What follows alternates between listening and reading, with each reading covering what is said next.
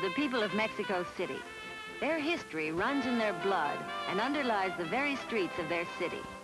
There is a direct line running backward in time from these people to the unexplained silence of this ancient and mysterious city, Teotihuacan. We'll follow that line today as Discovery visits the Valley of Mexico.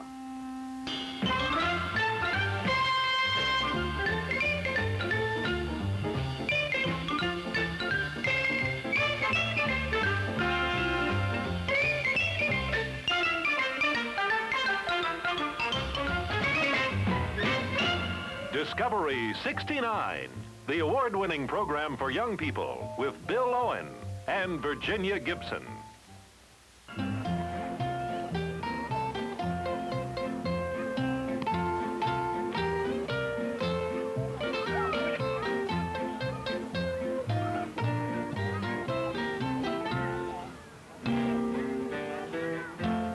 Many North Americans can trace their family backgrounds to Europe.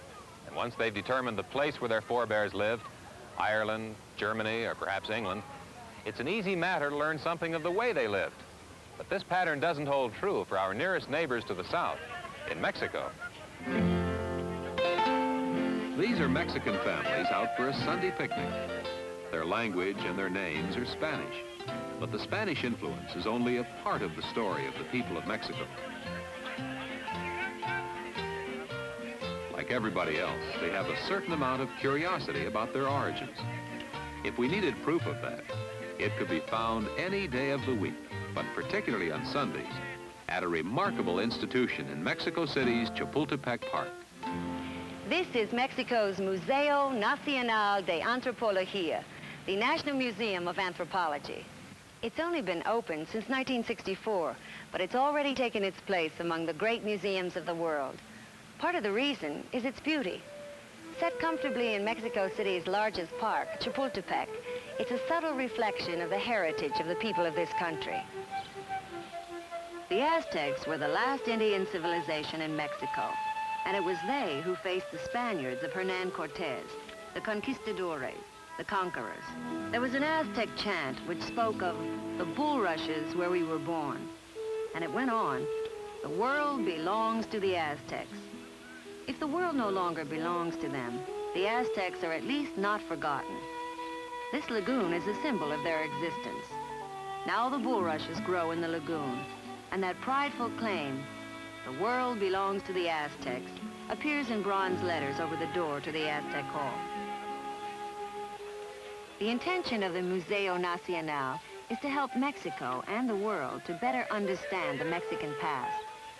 Perhaps it would be better to say the Indian past, because the turning point in Mexican history is the date of the arrival of the Spanish.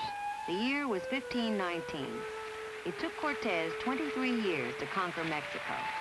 But the date of his coming is the key date, because nothing was ever the same thereafter. The Spanish part of the Mexican story is well known and thoroughly documented, because the Spanish kept diaries and records. The mystery, the portion which this museum in a way is dedicated to clarifying, began centuries earlier. Mexico today is the heir to two distinct civilizations and possesses a culture which is a combination of both. There was a complicated history here long before the Spaniards came. Meso-America, or Middle America, includes a large part of the Mexican Republic. Here live the Olmecs, the Teotihuacanos, the Aztecs, the Mixtecs, the Mayans, and more. Their descendants still live in Mexico today.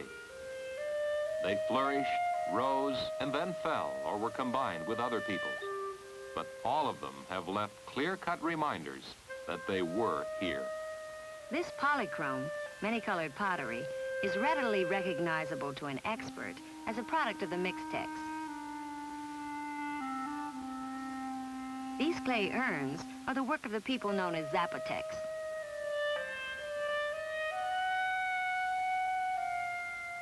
Only the Teotihuacanos left mural paintings like these.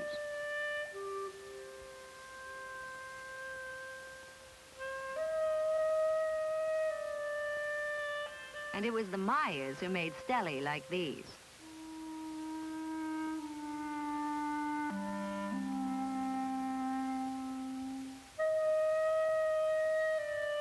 The Toltecs at Tula made statues like these, and no one else ever did.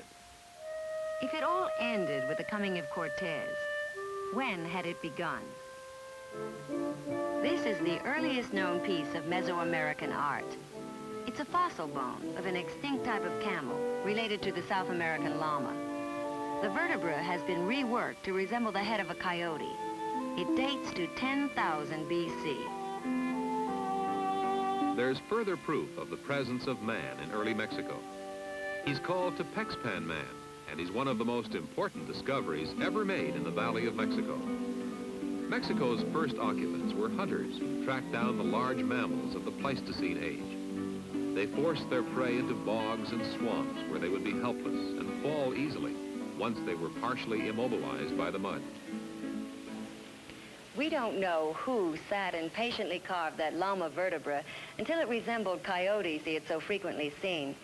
But soon there were works of art whose creators we can identify. This colossal head is Olmec. This sort of artifact was found all across southern Mesoamerica between 1300 and 800 BC. The village began to be known during this period, and the art reflected it. The Olmecs produce figurines, which give us an idea of what the life of the period was like.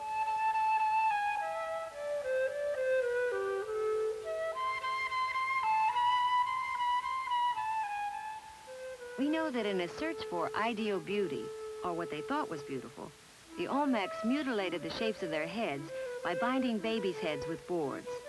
They carved and mutilated their teeth, shaved heads, painted and tattooed their faces and their bodies. We know they wore hats and turbans, and that they wore necklaces and earplugs, short skirts and loincloths.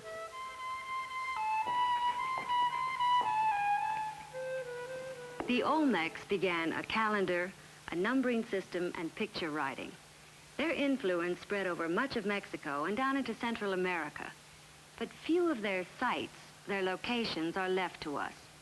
There are earth mounds and a few stone monuments, but time has moved harshly across the world of the Olmecs. It was later that an ancient city was built, destined to come down to us in astoundingly complete form, right here in the Valley of Mexico. It was a world of feathered serpents and symbolic butterflies.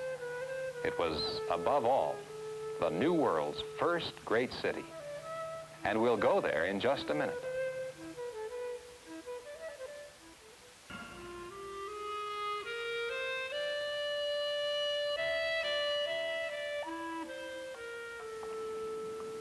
This is Hall number 5 of Mexico City's Great Museum of Anthropology. This room is devoted to a civilization whose remains are only 31 miles to the north of Mexico City itself. The story of Teotihuacan begins about 500 BC, or perhaps even earlier. At that time, there were villages scattered here and there. The people made pottery and worked the land. They were farmers. And then, for a reason that's lost to us, at some point between 200 BC and 150 AD, the people of Teotihuacan began to do something extraordinary. They began to build a city.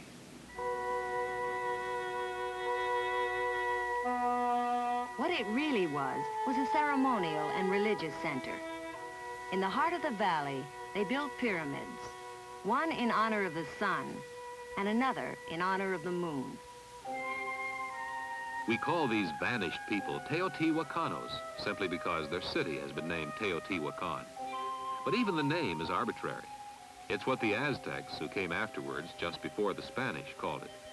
But what was it actually called and who were its people? No one really knows. Let's look carefully at one of the pyramids, the one which is a kind of signature for the place because of its size and dominance. To begin with, the pyramid didn't look quite like this when the city was alive. There was a temple on top, and the pyramid was only a base for it. With the temple, the height of the pyramid was 243 feet, just half as high as the pyramid of Cheops in Egypt.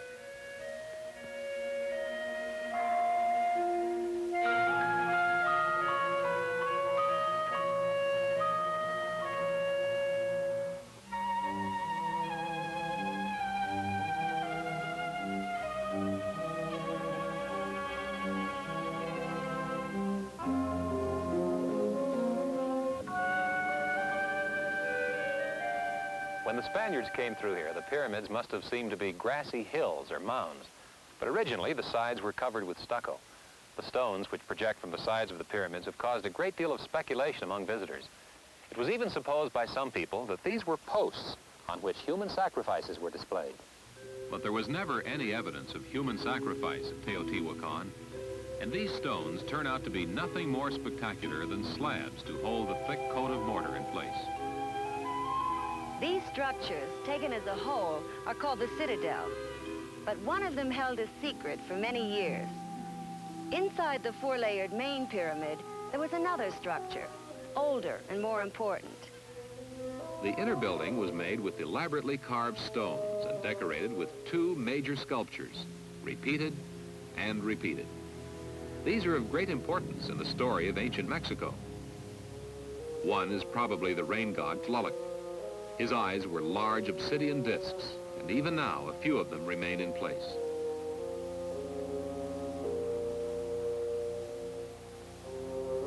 Alternating with Tlaloc are carvings of the most famous mythic symbol of ancient Mexico, the feathered serpent Quetzalcoatl. The pyramids, the courtyards, and the temples formed a kind of inner city where probably no one lived, or where at the most a few priests lived. But Teotihuacan was a city, and half a mile from the center are the remains of residential areas. This is one of them. Its name is Tepantitla. It may tell us more about the life that was lived here than all the pyramids and temples put together.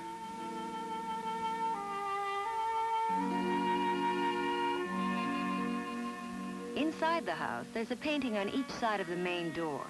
And in the right-hand painting, high on the wall, there is again what is thought to be Tlaloc, the rain god. Drops symbolizing rain are falling from his hands. The most famous mural at Tepantitla is called Tlaloc's Earthly Paradise. It's badly eroded by weather.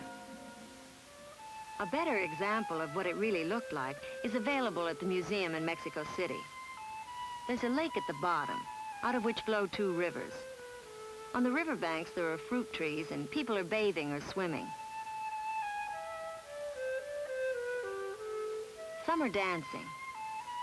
Some are singing.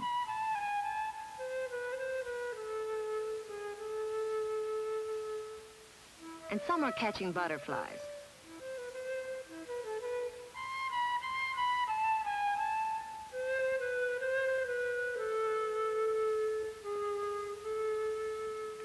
Museum experts can restore color and form, but they cannot always clarify meaning when there simply is not enough of a key to begin with. They have provided us with an indoor model of the facade of Quetzalcoatl's palace, with the colors as they were almost 2,000 years ago. But they haven't yet found a way to interpret beyond question the meaning of the sculptures or the life and language of the people who made them. We'll be back in just a minute.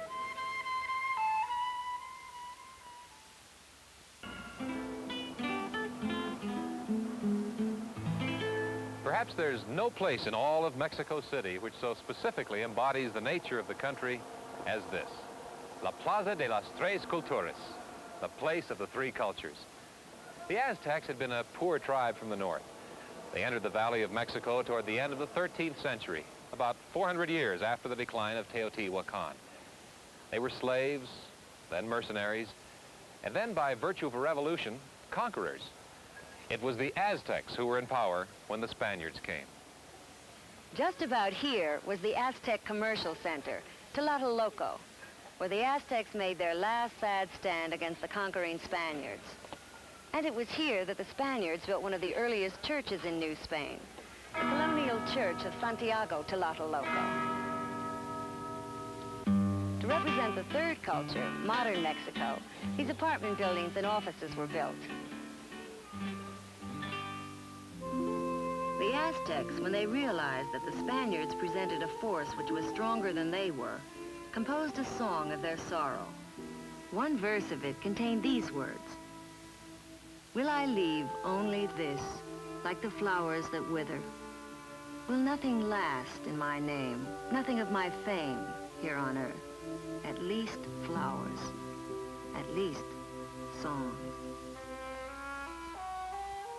As it happens, the Aztecs left Mexico and Mexico City a great deal more than flowers and songs. One of the most important discoveries of the Aztec past is this huge sunstone depicting the sun god and the 4 phases of the creation and destruction of the universe in Aztec mythology. It was found in the city's main square in 1790, and it waited a century and 3/4 before it found its home here as the central object in the museum's largest room, the Aztec Hall. This crouching stone jaguar was once a central figure in the Aztec sacrificial ceremonies. The hole in his back was filled with human hearts torn out of the living victims with a knife of obsidian. Their priests told the Aztecs that without a flow of sacrificed hearts, the sun would dim and the world would end.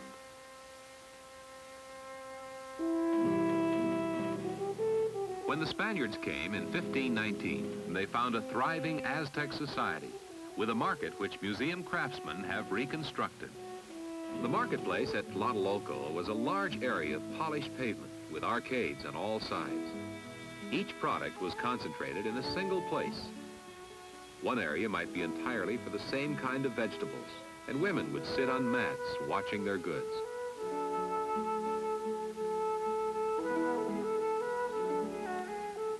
The chief items raised by the Aztecs and sold here were corn, beans, squash, and chili peppers.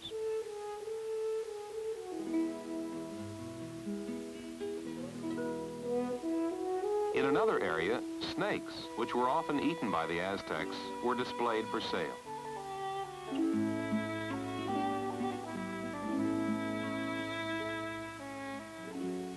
Armadillos, turtles, and iguanas were also a regular part of the Aztec diet.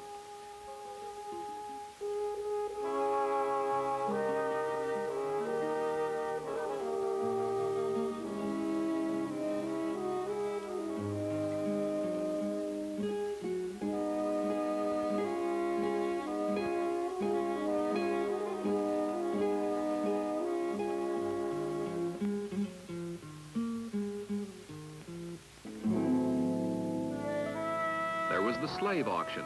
The Aztecs raided other areas and brought back members of other tribes as slaves.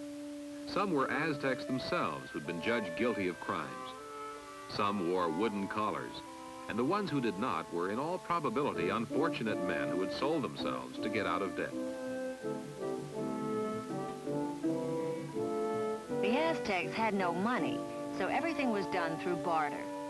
The cocoa bean had a set value, and so it formed a kind of yardstick against which transactions could take place. The Aztecs were extremely fond of chocolate. The word itself, chocolate, comes from the Aztec language.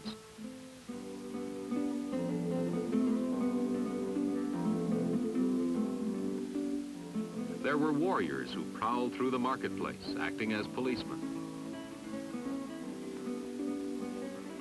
If there was an argument between a buyer and a seller, there was a court. Here, one of the elders of a clan or some other tribal authority would settle the question.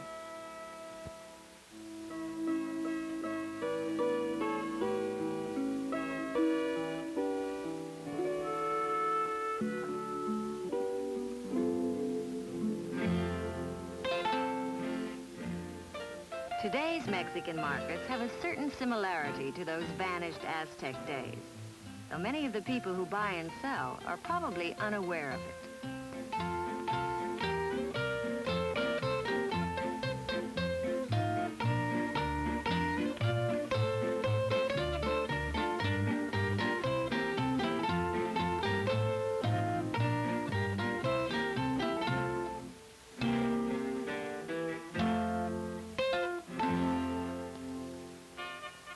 Mexico City's past is very much a part of its present. There are murals and monuments reminding the people of the struggle it took to produce the new Mexico. According to Bernal Diaz del Castillo, who kept a diary during the Cortez expedition in 1519, some of the soldiers, seeing the city for the first time, asked whether the things we saw were not a dream. No, it wasn't a dream. But it was, and still is, a reality compounded of so many cultures and so many layers that some of them are lost in a haze that may seem dreamlike.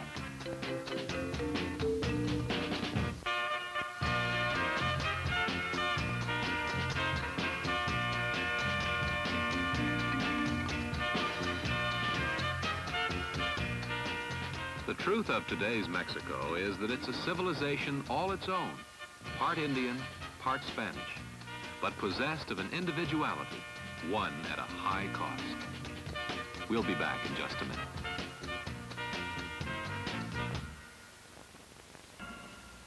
We hope you've enjoyed today's visit to Mexico City and the National Museum of Anthropology. If you'd like to find out more about Mexico, then ask your librarian for any of these books. Cortez and Montezuma by Maurice Collis, Fairy Tales of Mexico, and this book, Cortez and the Conquest of Mexico. Be sure to be with us next week as Discovery visits the Mexican state of Yucatan to trace the history of one of the most fascinating of all the vanished civilizations, the Mayas. Bye-bye. Bye.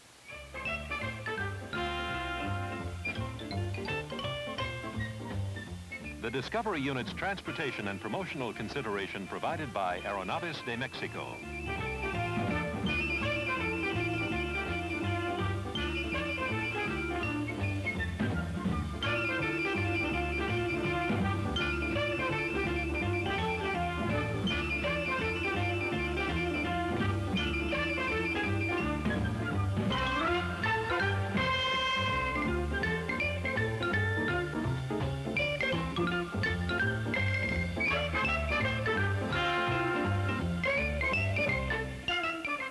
This has been a Jules Power production in association with ABC News.